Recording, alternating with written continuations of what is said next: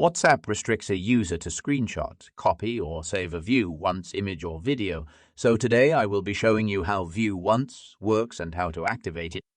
So first of all, open up WhatsApp and enter a conversation or a group chat, and tap the camera icon at the bottom of the screen to upload a photo or video. Once you pick your photo or video, get to the screen, where you can edit it. Tap the icon that looks like a circle with the number 1 in it. Now send the photo or video. After that, your message will appear to you as just the word photo or video with the View Once icon next to it. Hope the video was helpful.